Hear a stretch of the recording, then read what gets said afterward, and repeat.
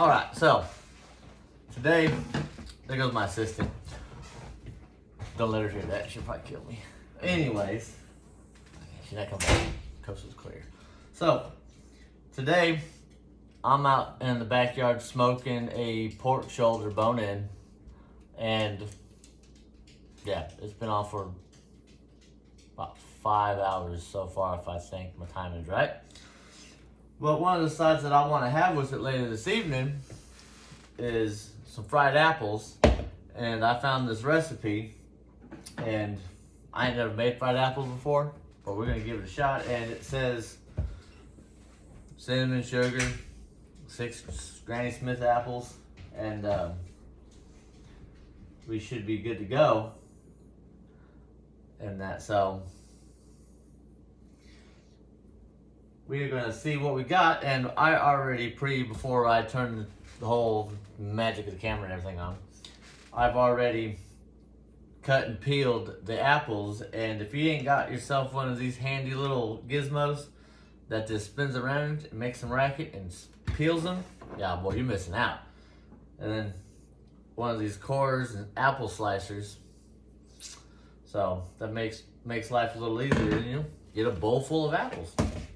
So yeah, so let me go ahead and get the pan heated up, and I will pick back up with you guys on that next portion there. So, all right, so I'm back, and the recipe that I've got right here, it calls for 4 to 6 Granny Smith apples, peeled, sliced, and diced, and all that good stuff.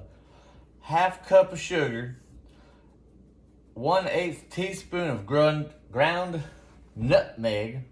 I don't have none of that in my fancy spice cabinet here, so we're just gonna leave that part out and kind of see how it goes. Should be fine, I think. I'm not really a fan of nutmeg anyways.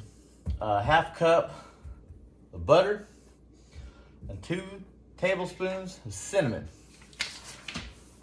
I've already got the 1 stick of butter here, so let's go ahead and unwrap the wholesome lardness and put this in our pan. Just the camera here, so, wrong way. There we go. So, we got that there.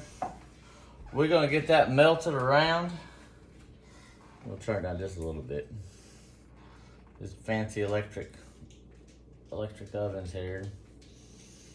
So, get that guy melted down. Let me grab a utensil, because I'm only halfway prepared for some of this stuff here. So, man, got this spatula.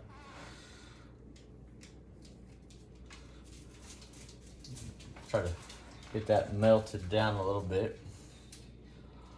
So you want that melted down, and then it says to add the cinnamon and sugar right here, already pre-measured out. So yeah, so the first part is to melt the butter in a large cast iron skillet, which this isn't exactly large, but it ain't small, so I guess you could say it's a medium. That sounds good to me. That's what my logic says, but it's okay. It's okay. And then once this is all melted down, I guess you could say we could add cinnamon and sugar. Yeah, I don't have the patience just to let things melt. I like to stir it around, because I don't know, maybe that just helps. I don't know, whatever tickles your fancy. So since that's melted down, go back over here, and I'll crank that a little bit. Then we add the cinnamon and sugar concoction. This is like, I feel like this is a wholesome version of Breaking Bad, where we'll keep all of our teeth and maybe just come with a side of diabetes. But get that all mixed around in there, so we could be like that one gentleman, hi, diabetes.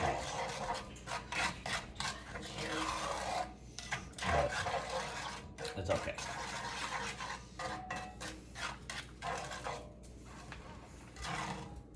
And I guess this is what it's supposed to look like. We're just gonna go with it. So yeah. So once that liquefies and gets to where it needs to be, I believe, we'll go with there. So bear with me. I'll come around back. All right. So I believe we got it where we want it. We're gonna add these apples and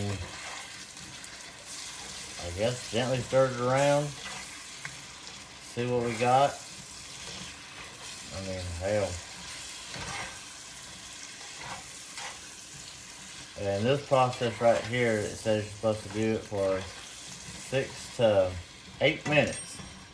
So it goes a handy microwave timer right here. Because, you know, apparently I talk too much, but it's alright. We all live now and then. Hit that start button. And we just kind of make sure all these apples are coated. And I forgot that if you don't have a fancy apple slicer, you just use a knife. But, in the wise words of Martha Stewart, don't just grab a knife, grab a big fucking knife. We gotta cut some stuff, okay? So yeah. So we're gonna let this cook for about 8 to 10 minutes. Well, 8 minutes, sorry. Oh shoot, I'm talking too much again. Alright. So yeah. While that does its thing on medium heat, let's go ahead and go on downstairs and check how the pork shoulder's going. Alright, so now we're down here at the smoker. See, there we go. And, man, I'm bald. So yeah, we're gonna see how this is turning out, and I mean, it probably puts some, I'm putting a honey glaze, drizzling some honey over it, so kind of experimenting right there, because I like a little sweet honey, like almost like a honey glazed ham, but you know, see how it turns out. If it turns out good, I just might add that to this developing arsenal that I've got. So let me flip this. All right, so I've got it going for, I got it going at 260. And right now my internal temperature, because I just forgot my meat probes, we're at 142. And when that bad boy hits 145, I've got to pull it off, put it in my pan, cover it with aluminum foil, and then recook it and put it back on till its internal temperature hits 200. And that's what it looks like, fat side up, so the juice is rendered down. And this honey that I got from the locals over in Wynne, Arkansas, is what I'm going to drizzle over it. And when I say drizzle, I mean just like so. Like in the words of Bob Ross, you gotta paint them happy birds. Happy, happy, happy. And just let that bad boy just kind of do its thing. Try not to make a mess with the honey. And yeah, I've got my smoker tube in there because I want a little bit of extra flavor. And I'm using an applewood mix right there. And in the hopper, I'm using the Pit Boss Competitive. So, and yeah, it's kind of a little windy out here today. So, trying to keep the temperature on point, which I've got it on my smoke setting here on my Pit Boss. And yeah, so since that's doing that, let's go back upstairs and check our apples. All right, so we're back up here. Just gonna mix this around. We still got about 8 minutes on our timer, and you want to go until the apples are soft. And that right now, we are not even near soft. So I guess if you need to firm those things up, I they're firm right now. I guess they must have took some Viagra before I put them in the pan. But anywho, yeah, once those things get soft, they're gonna be done. And if you could smell this right now, oh son, this smells good. So yeah, but that's about it for right now.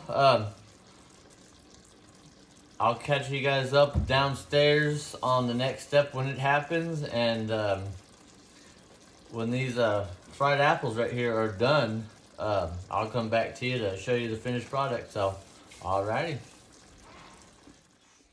Alright, so this part is done. I've allowed these to cool because, I mean, I don't feel like burning my mouth.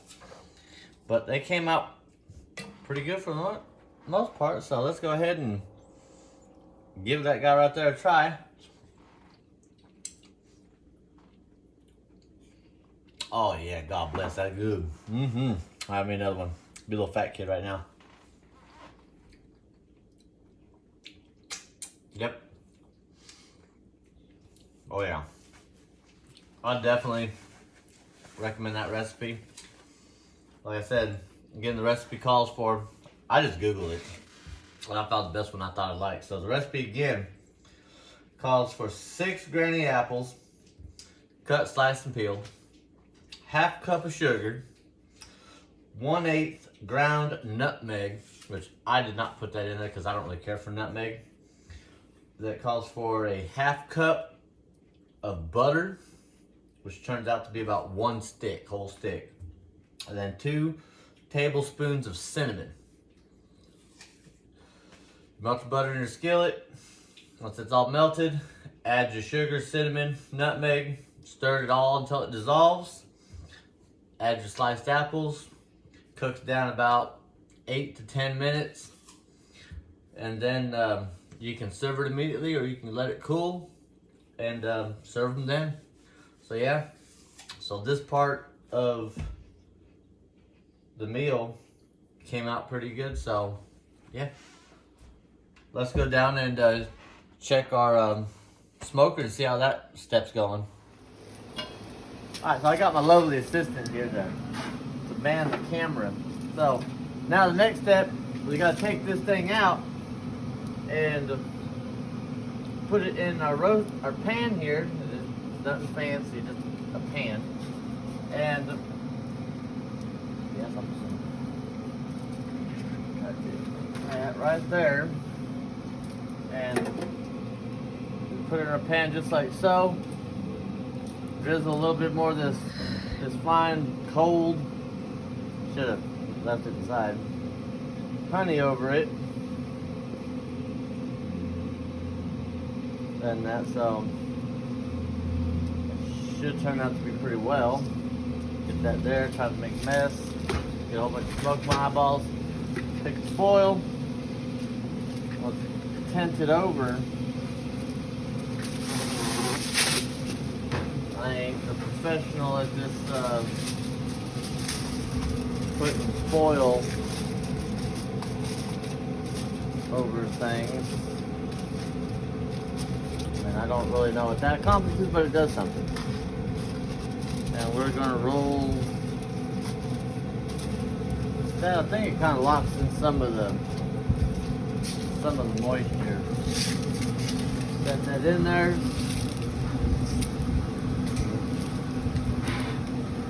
Yeah, get smoke in my eyeballs. Set that lid. We come back over here, we come out to a temperature, and we take our temperature and we jump it up on up to 250 and let it roll right there until our internal temperature down there on that thermometer, until it hits about 190 to 200, and then we're all done. So I'll come back to you guys at that stage. Pull off the pork roll roast, and this thing came out amazing. I've already just brought it up into the house because, yeah, it was long overdue. But boy, look at that thing. Out on my head. Yeah. There's the bone right there. Oh yeah. Came out pretty good. So, Yep, that's all that I can think of for the cooking episode. Besides my assistants and everything. I mean, we got corn, all right. and Oh, beans, yes, we and got the corn, we got the beans, we got the spread, taters. we got the taters. Oh, let me flip this camera around. I'll show you. So that's what the fixings I made for the rest of it. They got the biscuit rolls, yeah, whatever you call them. We got the green beans. That's the savory juice. We got them fried apples from earlier. Got the mashed taters, corn, and then yeah. That roast, that pork shoulder, boy, that thing. I ain't shredded yet because it's a little hot right now. But it's gonna be good. If you enjoyed the video, thanks for watching. Y'all be good.